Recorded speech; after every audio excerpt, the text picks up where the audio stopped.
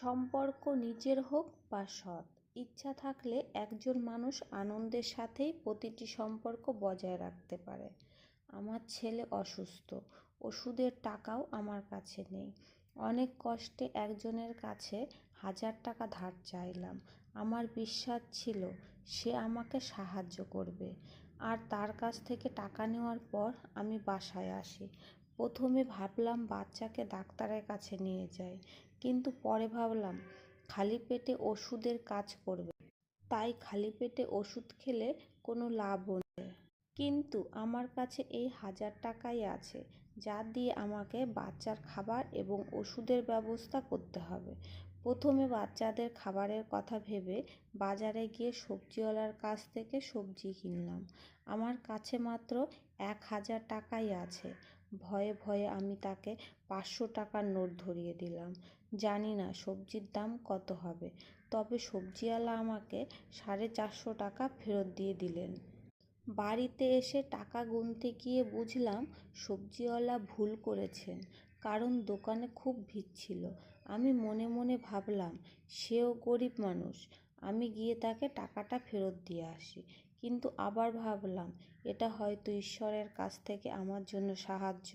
প্রথমে গিয়ে বাচ্চার জন্য ওষুধ নিয়ে আসি। আমি খুশি মনে ছেলেকে ডাক্তারের কাছে নিয়ে গিয়ে ওষুধ নিয়ে আসলাম। বাচ্চাদের খাইয়ে ঘুম পাড়ানোর পর আমি সবজিওয়ালার কথা ভাবতে লাগলাম। হয়তো সে পরে নিজের ভুল বুঝতে পেরে খুব অনুতপ্ত হবে। আমার কাছে কিছু টাকা বেঁচে আছে। মনে মনে ভাবলাম সকাল সকাল গিয়ে তাকে বাকি টাকা দিয়ে দেব। যদি কম পড়ে তাহলে পরে দেওয়ার কথা বলবো, সে নিশ্চয়ই রাজি হয়ে যাবে। কিন্তু আমি পরে বুঝতে পারলাম যে এটা সবজিওয়ালার ভুল না, আমার জীবনে সবচেয়ে বড় ভুল ছিল। আমি গরিব বাড়ির মেয়ে। আমার বাবা একজন মাতাল এবং জুয়ারি। মা লোকের বাড়িতে কাজ করতেন। বাবা বড় দিদিকে জুয়ার বাজিতে রেখে হারে। ফলে আমরা দুই বোনই একে অপরের থেকে আলাদা হয়ে পড়ি। আমি বাবার কুদৃষ্টি থেকে বাঁচার আপ্রাণ চেষ্টা করতাম, কিন্তু বিধাতার লিখন কে খণ্ডাতে পারে। শেষ অবধি আমার বয়স যখন 16 বছর, আমার বাবা আমাকেও জুয়ার হেরে বসে। তারপর আমারও বিয়ে হয়ে বাবার মতো একজন মাতাল জুয়ারির বাড়িতে এসেছি। আমার মায়ের মতো আমিও মানুষের বাড়িতে কাজ করতে শুরু করি। আর আমার বেতনের টাকা স্বামীর হাত থেকে বাঁচানোর বিভিন্ন উপায় অবলম্বন করতাম। কখনো কাপড়ের ভাঁজে, আবার কখনো মশলার কৌটায় টাকাটা লুকিয়ে রাখতাম। কিন্তু তবুও ও আমার কাছ থেকে টাকা কেড়ে নিত। আমার 3টি সন্তান। আমি খুব খুশি যে ঈশ্বর আমাকে 3টি ছেলে দিয়েছেন, কোনো মেয়ে দেননি যাকে ওর বাবা আমার মতো জুয়ায় হারাতে পারে। এইভাবে দিন চলছিল। মাঝে সপ্তাহখানেক পর স্বামী বাড়ির কথা মনে পড়ত এবং বাড়িতে এসে যা কিছু দামি জিনিসপত্র দেখত তাই নিয়ে বিক্রি করে দিত। কিছু না পেলে ও আমাকে মারধর করত। যদি আমার ছেলেরা আমাকে বাঁচানোর চেষ্টা করত, তবে ও বাচ্চাদেরও মারধর করত। কেবল একটাই শান্তি যে বাড়িটি আমার নামে, তাই ও এটা বিক্রি করতে পারত না। আমার বিয়ের পর আমার শ্বশুর তার ছেলের কাজকর্ম দেখে এই বাড়িটা আমার নামে লিখে দিয়ে যান। এটা তিনি তার জীবদ্দশায় খুব ভালো কাজ করে গেছেন। অন্তত আমার ছেলেদের মাথার ছাদ তো আছে, যেটা ওর বাবা বিক্রি করতে পারবে না। মহিলাদের অবস্থাও আমার, তারাও লোকের বাড়িতে কাজ করে ছেলে মেয়েদের মুখে দুমুঠো খাবার তুলে দিত। আজ আমার ছোট ছেলে অসুস্থতার কারণে আমি একজন সৎ মানুষের টাকা মেরে দিয়েছি, তাই শান্তি পাচ্ছিলাম না। বেতনও পেলাম। কয়েকদিন পর আমার ছেলের স্বাস্থ্য কিছুটা ভালো হয়ে গেল আর বেতনও পেলাম। তাই ভাবলাম যাই সবজিওয়ালার টাকা শোধ করে দিয়ে আসি। আর বাড়ির জন্য কিছু সবজিও চাই, তাই বাজারে গেলাম। কিন্তু ওই সবজিওয়ালা আমাকে দেখেও না দেখার ভাব করে অন্য গ্রাহকের মাল দিতে লাগলো। আমি ওর ব্যবহার দেখে অবাক হলাম আর ভাবলাম হয়তো সে সবাইকে মাল দেওয়ার পরে আমার সঙ্গে কথা বলবে। আমাকে ওকে আগে টাকাটাও দিতে হবে। তাই এই সবজিওয়ালার দোকানেই দাঁড়িয়ে রইলাম। সবাইকে মাল দেওয়া শেষ হলে তিনি আমার দিকে তাকিয়ে বললেন, কি চাই? আমি তাকে বললাম, আপনি আমাকে আগেরবার বেশি টাকা ফেরত দিয়েছিলেন। কিন্তু তিনি আমার কথা উপেক্ষা করে জিজ্ঞেস করলেন, এখন কি চাই? আমি অনেক সবজির নাম বললাম। তিনি সবজি মেপে আমাকে দেওয়ার পর আমি জিজ্ঞেস করলাম, কত টাকা হয়েছে? তিনি আমার মুখের দিকে তাকিয়ে যা বললেন তা শুনে আমি অবাক হয়ে গেলাম। তিনি আমার কাছে মাত্র 50 টাকাই চাইলেন। আমি ভাবলাম ওনার কিছু ভুল হয়েছে, তাই একটা 500 টাকার নোট বের করে তাকে দিলাম। কিন্তু তিনি মাত্র 50 টাকা কেটে বাকি 450 টাকা আমাকে ফেরত দিলেন। আমি যখন তাকে বললাম সবজির দাম তো অনেক বেশি হবে, তখন তিনি আমার কথা গ্রাহ্য করলেন না। অন্য গ্রাহকের সাথে কথা বলতে শুরু করে দিলেন। আমি অবাক হয়ে বাড়ি ফিরে আসি। তারপর থেকে তো রোজ এটা এমনই চলতে থাকে। যখন আমি ওই সবজিওয়ালার দোকানে যেতাম, আমি যত সবজি নিতাম না কেন, সে আমার কাছ থেকে মাত্র 50 টাকাই নিত। কখনো কখনো সবজির দাম তো 200-300 টাকা পর্যন্ত হয়ে যেত, কিন্তু তবুও তিনি আমার কাছ থেকে 50 টাকার বেশি নিতেন না, আর অপেক্ষা করতেন যাতে সব গ্রাহক চলে যায় এবং গ্রাহকরা আসার আগেই উনি আমাকে সবজি দিয়ে তারপর অন্য গ্রাহকের সবজি দিতেন, যাতে কেউ জানতে না পারে যে তিনি মাত্র 50 টাকায় আমাকে এত সবজি দিয়েছেন। প্রথম প্রথম এই ব্যাপারটা আমার অদ্ভুত লাগতো, কিন্তু এখন যেহেতু এই সবজির দাম কম নেওয়ায় আমার বাড়ির ছোটোখাটো দরকারি জিনিস পূরণ হতে শুরু করেছে, তাই আমি সবসময় শাক সবজি তার কাছ থেকেই কিনে নিতাম। কমপক্ষে 3 মাস হয়ে গেছে আমি প্রতিদিন বা সপ্তাহে অন্তত একবার তার কাছ থেকে সবজি কিনতে যেতাম। আমি যখন তার কাছে সবজি কিনতে যেতাম, তখন সে আমার কাছে মাত্র 50 টাকাই নিতেন এবং আমাকে সবচেয়ে ভালো টাটকা সবজি বের করে দিতেন। আমি আমার প্রতিবেশীদের কাউকে এই কথা বলতে পারিনি, কারণ তিনি আমাকে ছাড়া আর কাউকেই কম টাকায় সবজি দিতেন না। আমি চেষ্টা করতাম যাতে ওই সবজিওয়ালার কাছে না যেতে হয়, কিন্তু তার কাছ থেকে সবজি নিলে বেঁচে যাওয়া টাকা দিয়ে আমার চাহিদা পূরণ হতো। আমার এক ছেলেকে সরকারি স্কুলেও ভর্তি করতে পেরেছি, সেজন্য আমাকে এই দোকান থেকেই সবজি কিনতে হতো, কারণ অন্য দোকান থেকে কিনতে হলে আমাকে সম্পূর্ণ টাকাই দিতে হবে, যা আমি দিতে পারবো না। আমি সব সময় ভাবতাম যে আমি তাকে জিজ্ঞেস করব এই 50 টাকার রহস্যটা কী, আর উনি একমাত্র আমাকেই কেন এত কম দামে সবজি দেন। কিন্তু তার জন্য সবচেয়ে দরকার হলো তার দোকানে যেন কোনো গ্রাহক না থাকে, কিন্তু আমি যখনই তার দোকানে যেতাম তখনই খদ্দের থাকতো। আমি শাকসবজি কেনার সময় কখনো কখনো তারা আসতো, আবার কখনো কখনো তারা আগে থেকেই উপস্থিত থাকতো। কথা বলার সুযোগ পেতাম না। ওর যদি কোনো খারাপ উদ্দেশ্য থাকতো তাহলে আমি বুঝে যেতাম, কারণ আমি মহিলা, আর মহিলারা এসব বিষয় অনুমান করতে পারে। কিন্তু তার এমন কোনো উদ্দেশ্য ছিল না, কারণ সে আমার দিকে তেমনভাবে কখনো তাকাতোই না। আসলে সে কোনো মেয়ের দিকেই তেমনভাবে তাকাতো না, আর এটাই ওর ভালো চরিত্রের সবচেয়ে বড় প্রমাণ। আমার দারিদ্র্যের কারণে যদি সে আমাকে সাহায্য করতে চান, তাহলে আশেপাশে অনেক লোক আছে যাদের সাহায্যের প্রয়োজন। আশেপাশে এমন লোকও ছিল যারা 2-3 দিন খেতেই পারত না, তাহলে কেন সে তাদের সাহায্য না করে আমাকেই সাহায্য করে? এই জিনিসটি আমাকে ভাবতে বাধ্য করে, এবং আমার সমস্ত প্রশ্নের উত্তর একমাত্র সবজিওয়ালার কাছেই আছে, কিন্তু আমি তার সাথে কথা বলার সুযোগ পাচ্ছিলাম না। আমি যে বাড়িতে কাজ করতাম একটা বড় অনুষ্ঠানের আয়োজন হয়। বাড়ির মালকিন আমাকে বাজার থেকে শাকসবজি এনে রাঁধুনি রতন ঘোষকে দিতে বললেন। আমার পা একা একাই আমাকে সেই দোকানের দিকে নিয়ে যেতে লাগলো। মনে মনে ভাবলাম, আজকে তো কমসে কম 2,500-3,000 টাকার সবজি লাগবে। আজকে ওই সবজিওয়ালা কী করবে? আমি যখন সবজির লিস্ট দিলাম, তখন তার মুখে বিস্ময় দেখতে পেলাম, কিন্তু সে চুপচাপ সবজি ওজন করতে লাগলো। যখন টাকার পালা এলো, তখন আমি তাকে 4,000 টাকা দিলাম, যা মালকিন আমাকে দিয়েছিলেন।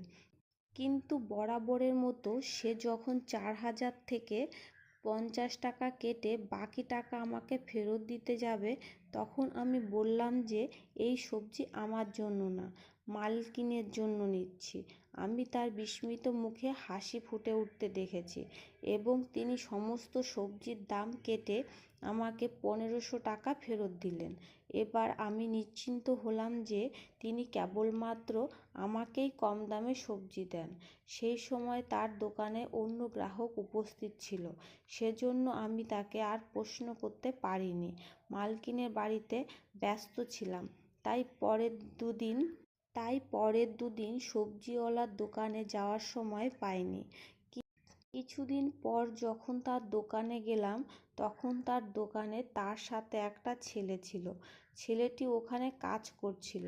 যথারীতি সবজিওয়ালা আমাকে 50 টাকার সমস্ত সবজি দিল, কিন্তু ছেলেটির কারণে আমি তাকে কোনো প্রশ্ন করতে পারলাম না।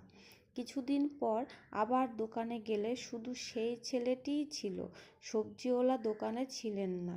কম টাকার সবজি কেনার অভ্যেস হয়ে গেছে, কিন্তু আমি অবাক হয়ে গেলাম যখন ছেলেটিও সব সবজির দাম মাত্র 50 টাকা নিল। আমি ছেলেটিকে জিজ্ঞেস করলাম কেন ও আমার কাছ থেকে মাত্র 50 টাকা নিল। তখন ও বলল, এই ব্যাপারটা তো ও নিজেই বুঝতে পারছে না যে দোকানের মালিক ওকে কেন এই কথাটা বলেছিল। ও তো শুধু মালিকের আদেশ পালন করছে। দোকানের মালিক তাকে বলেছিল যে আমি যখনই এখান থেকে যাই কিছু কিনি না কেন 50 টাকা নিতে হবে। আজও আমি অনেক সবজি কিনে নিয়েছি যার দাম 300 টাকার মতো, কিন্তু ছেলেটা আমার কাছ থেকে মাত্র 50 টাকাই নিল। কথা কোনো উত্তর দিল না। আমি ওকে জিজ্ঞাসা করলাম, তোমার মালিক কখন আসবে? ও আমার কথার কোনো উত্তর দিল না। টেনশনে পড়ে গেছি। আমি আমার প্রশ্নের উত্তর জানতে, আর এই সব আমার অসম্ভব বলে মনে হতে লাগলো। এখন তো সব সময় দোকানের ছেলেটাই থাকে। সবজি তো আমি একই রকম পাচ্ছিলাম আর ভালোও পাচ্ছিলাম, কিন্তু আমি আমার প্রশ্নের উত্তর পাচ্ছিলাম না। ততদিনে আমার বড় দুই ছেলেও স্কুলে যেতে শুরু করেছিল। আমি একটা ভালো ভবিষ্যতের স্বপ্ন দেখছিলাম। এই সব সম্ভব হয়েছিল শুধু কম দামে সবজি পাওয়ার কারণে। এর আগে আমি বাচ্চাদের জন্য দুবেলা খাবার জোগাড় করার কথাই ভাবতাম, কিন্তু যখন থেকে আমার কাছে টাকা বাঁচতে শুরু করে, তখন আমি তাদের লেখাপড়ার কথাও ভাবতে শুরু করি। এখন আমি কিছুটা আশা দেখতে পাচ্ছি যে আমার সন্তানরা পড়াশুনো করে কোনো ভালো জায়গায় পৌঁছাবে, আর হয়তো আমার এই নরকের জীবন শেষ হবে। আমি খুব একটা পড়াশুনো জানতাম না, কিন্তু কোনো রকমে হিসাব করতে পারতাম। যখন থেকে এই জিনিসটা শুরু হচ্ছিল, শাকসবজি হিসাব লিখতে শুরু করি। তার কারণ আমি ভেবেছিলাম যে যদি আমার অবস্থার কোনো পরিবর্তন হয় বা আমার হাতে টাকা আসে, তবে সবজিওয়ালার টাকা মিটিয়ে দেব। সবজিওয়ালা এই কথাটা আমি আমার বাচ্চাদের কাছেও বলিনি, কারণ বাচ্চারা যদি কথা বলার সময় তাদের বন্ধুদের কাছে বলে দেয়, তাহলে সেটা আমার জন্য সমস্যা হয়ে দাঁড়াবে, কারণ এই জিনিসটা আমার চরিত্র নিয়ে প্রশ্ন তুলবে। আমি গরিব, কিন্তু চরিত্রহীন না। কিন্তু কেউই এটা বুঝতে পারবে না এবং সবাই প্রশ্ন তুলবে যে সবজিওয়ালা কেন আমাকে এত কম দামে সবজি দেয়। এই পুরো ঘটনাটি প্রায় 7-8 মাস হয়ে গেছে, কিন্তু এখন পর্যন্ত আমি তাকে জিজ্ঞাসা করতে পারিনি। অবশেষে একদিনে সুযোগ পেলাম। সন্ধ্যায় কাজ থেকে আসছিলাম, তাই সবজির দোকানে যেতে দেরি হয়ে গেছে। আজকে সবজিওয়ালা নিজেই দোকানে ছিল। সে ছেলেটিও আজকে দোকানে নেই, আর দোকানের খদ্দেরও ছিল না। আমি কঠিন স্বরে তাকে জিজ্ঞাসা করলাম, আপনি এত সবজি কেন আমাকে 50 টাকায় দেন? আর কী কারণে আপনি আমাকে এভাবে সাহায্য করছেন? তখন সে আমাকে বলল, এটা তোমার উপকারে আসে কি না? আমি তাকে বললাম যে আমি আমার দুই ছেলেকে স্কুলে ভর্তি করিয়েছি, আর বাড়ির কাজের জন্য কিছু ছোটোখাটো জিনিসও নিয়েছি, যেগুলো আমি আমার স্বামীর নজর থেকে দূরে সরিয়ে রেখেছি। তিনি বললেন, আমি তোমাকে সাহায্য করতে চেয়েছিলাম, আজ পর্যন্ত কখনো আমি তোমাকে খারাপ নজরে দেখিনি, আর তুমিও এটা জানো আমার উদ্দেশ্য ছিল শুধুমাত্র তোমাকেই সাহায্য করা। কিন্তু আমার মনে এই প্রশ্নটা থেকেই গেল যে যদি সাহায্য করতে চায় তাহলে এখানে অনেক লোক আছে যাদের সাহায্যের খুব প্রয়োজন, কারণ যে জায়গাটায় তার দোকান তার আশেপাশে আমরা সবাই গরিব। তাহলে সে শুধুমাত্র আমাকে সাহায্য করছে কেন? তাই আমি তাকে এই প্রশ্ন করলে সে ঘাবড়ে গেল এবং বলল, তোমার প্রশ্নের উত্তর আমার কাছে আছে, কিন্তু আমি দিতে চাই না। তখন আমি জেদ করে বলি, আপনি আমার প্রশ্নের জবাব দিন, না হলে আমি আপনার দোকান থেকে শাকসবজি কিনব না। তখন তিনি খুব টেনশনে পড়ে গেলেন আর বললেন, আমি তোমার সব প্রশ্নের উত্তর দেব, কিন্তু সবজি আমার দোকান থেকেই কিনতে হবে। আমি রাজি হলে তিনি বললেন সন্ধ্যার পর তার বাড়িতে আসতে। সেখানেই তিনি আমার সমস্ত প্রশ্নের উত্তর দেবেন। আমি তার বাড়িতে যেতে চাইছিলাম না। সে আমাকে দ্রুত তার বাড়ির ঠিকানা। আমি তার বাড়িতে যাব না। তাই বললাম, আমার সমস্ত প্রশ্নের উত্তর এখানেই দিতে হবে। কিন্তু সেই সময় অন্য একজন দোকানে এসে পড়ে, তাই আমাকে চুপ করে থাকতে হলো। আমি সেই সময় তো তার দোকান থেকে সবজি নিয়ে বাড়িতে চলে এলাম, কিন্তু এখন আমার পুরো রাত এই দুশ্চিন্তায় কেটে গেল যে সে কেন আমাকে তার বাড়িতে যেতে বলল, তাও সন্ধ্যার পরে। কিন্তু আমি যদি না যাই তাহলে হয়তো সারা জীবনেও আমি উত্তর পাবো না। আর যদি যাই তাহলে ও যদি আমার সাথে কিছু উল্টোপাল্টা করে। ছেলেদের উপর কোনো ভরসা নেই, কারণ আমার জীবনে আসা সব পুরুষেরাই এরকমই ছিল। শুধু এই সবজিওয়ালাকে আমার একটু ভালো মনে হচ্ছে, কিন্তু সে কেন আমাকে একা তার বাসায় যেতে বলেছে। সারা রাত চিন্তা করার পর সিদ্ধান্ত নিলাম যে আমাকে একবার হলেও যেতে হবে, এবং আমি এতটাও দুর্বল নই যে আমার সাথে কেউ যদি উল্টোপাল্টা কিছু করার চেষ্টা করে তাহলে আমি নিজেকে বাঁচাতে পারবো না। এখন আমি অধীর আগ্রহে সন্ধ্যার জন্য অপেক্ষা করতে লাগলাম। কাজ থেকে তাড়াতাড়ি ফিরে এসে ছোট ছেলেকে বড় দুই ছেলের কাছে রেখে ওদের বুঝিয়ে বললাম বাড়ির বাইরে না যেতে, কিছুক্ষণের মধ্যেই আমি ফিরে আসব। আমি একটা জরুরি কাজে যাচ্ছি। আমি আমার কুর্তার ভিতর একটা ছোট্ট ছুরি লুকিয়ে হাঁটতে লাগলাম। ছুরিটা রাখলাম যাতে কোনো প্রয়োজনে কাজে লাগতে পারে। আমি যতই ওই বাড়ির দিকে এগোচ্ছিলাম ততই আমার হার্টবিট বেড়ে যাচ্ছিল, আর তার দরজার পৌঁছানোর পরেও আমার মন বলছিল আমি যেন ফিরে যাই, যেভাবে চলছে সেভাবেই চলুক। আমার প্রশ্ন করার কি দরকার? আমার চাহিদা তো পূরণ হচ্ছে, এবং আমার সন্তানরাও দুবেলা খেতে পাচ্ছে, লেখাপড়া করতে পারছে। আর লেখাপড়া করতে পারছে। আমার এই রহস্যই থাকতে দেওয়া উচিত। আমার এই রহস্যই থাকতে দেওয়া উচিত। কিন্তু আমার অন্তর আত্মা আমাকে স্থির থাকতে দিচ্ছিল না। বারবার আমার মনে এই ভাবনায় আসছিল যে একবার ভিতরে যাওয়া উচিত। আমি দরজায় টোকা দিলাম। দরজায় টোকা দেওয়ার পর আমার হার্টবিট বেড়ে গেল, এবং এটা আমার ভুল সিদ্ধান্ত বলে মনে হতে লাগলো। কিন্তু আমি এখান থেকে চলে যাওয়ার আগেই দরজাটা খুলে গেল, এবং সবজিওয়ালা মুখ বের করে আমাকে দেখে তার মুখে হাসি ফুটে উঠল। সে আমাকে ভিতরে আসতে বলল। যেহেতু এত দূরে এসেই পড়েছি তাই সাহস করতেই হবে। আমি ভয়ে ভয়ে ঘরের ভিতরে ঢুকলাম এবং আমার কুর্তার ভিতরে লুকানো ছুরিটা ধরে রাখলাম। আমি ভিতরে ঢুকলে তিনি আলোর সুইচটা অন করলেন, এবং আলো জ্বালানোর সাথে সাথে আমি যা দেখলাম তাতে হতভম্ব হয়ে গেলাম। আমার মনে হলো যেন ঘরের ছাদ আমার মাথায় ভেঙে পড়েছে। আমার বাবা মা যখন থেকে আমাকে স্বামীর কাছে পাঠিয়েছিলেন তখন থেকে বাবা মায়ের সাথে আমার কোনো সম্পর্ক ছিল না। আমি জানতাম না আমার বোন এবং আমার বাবা মা কী অবস্থায় আছে।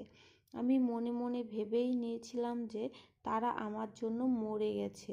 আমি ভুল করেও কখনো তাদের কথা ভাবিনি। মাঝে মাঝে আমি মায়ের কথা ভাবতাম, কিন্তু বিয়ের 3 বছর পর আমার বাবা মাকেও জুয়াতে হেরে বসেছিল। আর তারপরে কেন জানি না সবাই মৃত ভেবেই কখনো ভাবিনি যে তাদের সঙ্গে কখনো দেখা হতে পারে। আর তারপরে কেন জানি না সবাই মৃত ভেবে কখনো ভাবিনি যে তাদের সঙ্গে কখনো দেখা হতে পারে। ঘরের বিছানায় আমি আমার বাবাকে শুয়ে থাকতে দেখলাম। তাকে দেখে আমার ঘৃণা হচ্ছে। আমার এই যে অবস্থা তার জন্য একমাত্র দায়ী এই মানুষটা। কিন্তু তার অবস্থা এতটাই খারাপ যে আমি তাকে ঘৃণা করতেও পারছিলাম না। আমার পিছনে দাঁড়িয়ে সবজিওয়ালা আমাকে জিজ্ঞেস করলেন, তুমি এনাকে চিনতে পারছো? আমি বাকরুদ্ধ হয়ে গেছিলাম। আমি কোনো উত্তর দিতে পারলাম না। আমার অবস্থা দেখে তিনি বললেন, এই লোকটা তোমার বাবা, আর ইনি শুধু তোমার না, আমারও বাবা। আমি তোমার ভাই। একথা শুনে অবাক হয়ে হতভম্ব হয়ে গেলাম। এটা কিভাবে হতে পারে? এই মানুষটা কিভাবে আমার ভাই হতে পারে? বোন, কারণ আমরা মাত্র 2 বোন ছিলাম।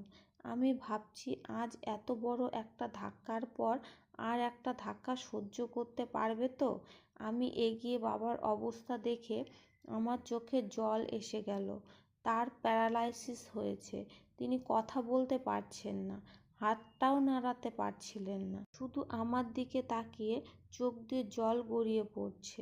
আমি সবজিওয়ালাকে বললাম, তুমি আমার ভাই কিভাবে হতে পারো? আমরা শুধু 2 বোন ছিলাম। আর এনাকে তুমি কোথায় পেলে? তখন সে আমাকে বলল, আমার বিয়ের 1 বছর পরেই আমার বাবা মাকেও জুয়ায় হেরে যায়। কিন্তু আমাদের জন্ম হবার আগে তিনি নিজেই জুয়াতে একজন মহিলাকে জিতেছিলেন, যাকে তিনি বাড়িতে না এনে অন্য জায়গায় রেখেছিলেন। সবজিওয়ালা সেই মহিলার দিক থেকে আমার ভাই। তার জন্মের সময় তার মা মারা গিয়েছিলেন। আর ঈশ্বরের করিশ্মা, সবজিওয়ালার মা যার বোন ছিল তার সাথেই আমার মায়ের আবার বিয়ে হয়েছিল। আমার মা ওকে কোলে পিঠে করে মানুষ করেছে এবং ওকে বোঝাতে পেরেছে কোনটা ভালো কোনটা খারাপ। যখন ও একটু বড় হয়ে উঠল তখন সে তাকে সব কিছু বুঝিয়েছিল যাতে সে তার বাবার মতো না হয়। এবং আমার মা 3 বছর আগেই মারা গেছেন এবং সে বড় হয়ে বোনদের সম্পর্কে তথ্য জানার চেষ্টা করে এবং জানতে পারে বড় বোনের বিয়ের পরই সন্তানের জন্ম দিতে গিয়ে মারা গেছে এবং তার সাথে তার বাচ্চাও মারা গেছে। এখন এই পৃথিবীতে তার নিজের বলতে ছিল এক বোন এবং বাবা। সে আমাদের দুজনের সম্পর্কে খোঁজখবর নেওয়ার চেষ্টা করে। পড়াশুনো না করার কারণে কোনো চাকরিও পায়নি। সেজন্য ও একটি সবজির দোকান দেয়। সে কঠোর পরিশ্রম করে দোকানটাকে দাঁড় করায়। একদিন ও বাবার সাথে দেখা করতে গেলে তাকে যে অবস্থায় পায় দেখে তার কষ্ট হয়, তাই সঙ্গে করে নিয়ে আসে। এখন সে বাবার দেখাশোনা করার জন্য ছেলেটিকে দোকানে রাখে, কারণ বাবার সাথে তাকেও বাড়িতে থাকতে হতো, কারণ বাবা কথা বলতে পারতো না এবং নিজের হাতে কিছু খেতেও পারতো না। আর আমার সম্পর্কে ও সব তথ্য জোগাড় করে। আমার সম্পর্কেও সমস্ত তথ্য জোগাড় করে।